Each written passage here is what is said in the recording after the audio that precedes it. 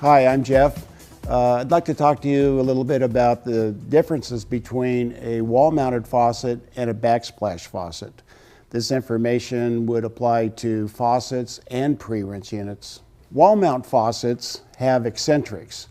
Eccentrics are the hardware package where it is adjustable from 8.5 inches to 7.5 inches because the plumber, when he's stubbing out into a wall, can never get those pipes exactly 8 inches on center, so there has to be some adjustability. In a backsplash mounted faucet, the hardware package looks similar to this, where it's not an eccentric, it's not adjustable. They come out exactly 8 inches on center because the holes in the backsplash of a stainless steel sink are always computerized punch. They're always exactly 8 inches on center. So you don't need the adjustability.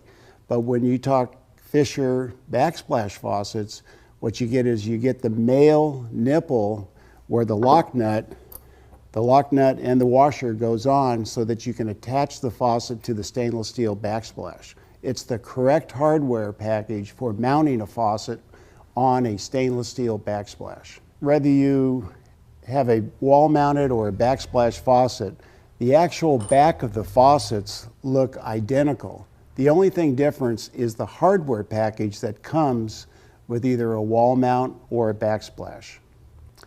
Okay, so let's take a look at the wall mount faucet and how you actually install a wall mount faucet onto a wall. The trim ring, the flange, what we call the flange, screws onto one half of the eccentric. You put that on both.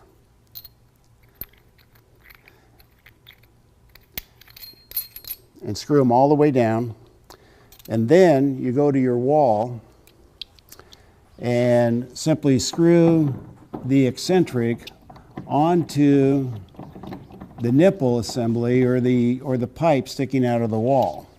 Screw both of them on. And you'd always want to use plumbing tape or plumbing putty to seal the threads. So with these eccentrics on, you can see that if you turn them one way or the other, they will actually go from about 7.5 inches all the way out to 8.5 inches. So with the eccentrics installed, the next thing we want to do is we want to install the 2 washers that come with it. No plumbing tape, no pipe sealant is required. You simply install the washers into the recessed area of the concentric, and then grab the body out of the faucet box, screw it on, and you notice that I've got this side screwed on, but this one doesn't line up. So all I really have to do is just bring this around until it lines up to be exactly 8 inches on center. If it screws all the way onto the eccentrics, you know you've done it right. Now what you want to do is you want to make sure that it is level. And then the last thing we do is bring the flange back all the way up against the wall, tighten it up. Then we use a wrench, tighten up these nuts, and we've just installed the faucet on the wall. So what we want to do now is installing a swing spout faucet. What you do is that each faucet, it contains a little tube of lubrication, and what you do is you put the lubrication all over the O-rings. And this helps not only just slide the spout into the faucet body, but it also lubricates the O-rings and makes the swing spout apply or swing very easily.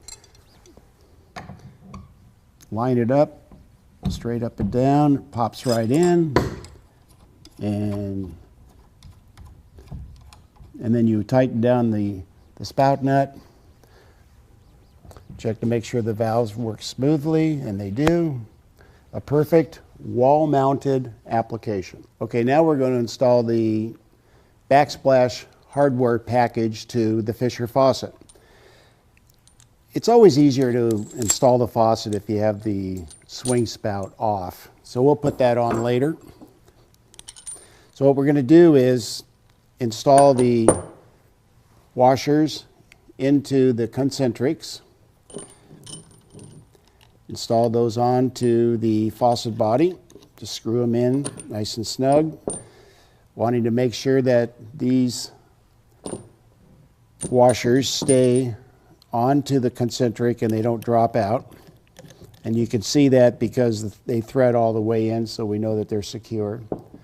Then what we're going to do is put the flange onto the concentric, and we're going to want to screw those all the way down for installation. Later, what we'll do is we'll back those off and tighten them against the front of the stainless steel backsplash. But for right now, we'll just screw them all the way down.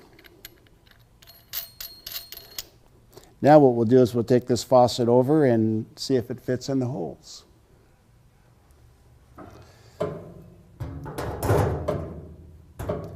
And it fits. Okay, so now from the rear of the sink, installing the washer and the lock nut onto the backsplash hardware. Naturally, in the real world, if we're really installing this, we would be using a wrench and really tightening this nut down tight.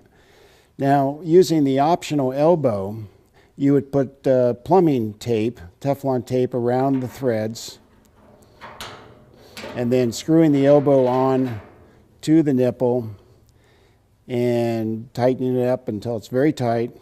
And then now this is where the water supply line goes in. Now you could run copper or it could be a supply line. But you'll notice that, and you'll notice by using the Fisher elbow, that when this sink is up against the wall, using this rule to illustrate the wall, what you've got is the elbow not interfering with the wall. So now the sink can fit up flush against the wall with no problem whatsoever. Okay, now that we're done behind the sink, the next thing we want to do is tighten down these flanges. And they just tighten down against the stainless steel. Use a wrench, tighten them down very tight, and this secures the faucet to the backsplash. Next step is installing the swing spout. Inside the faucet packaging, you'll find a little thing of lubrication. You put the lubrication all over the O-rings, get a lot of it on there, because the lubrication is going to help you install the spout, and it's also going to ensure that the spout will swing freely. When installing the spout, don't try to put it in on an angle. Come in vertical into it, and you can feel it go all the way to the bottom. Tighten down the spout nut. Ensure that the swing spout is free, swings free. Check your stems, make sure they're off. Turn the water on underneath the sink. And we've just installed a Fisher backsplash faucet. And that's the difference between a Fisher backsplash and a Fisher wall mount faucet or pre-rinse.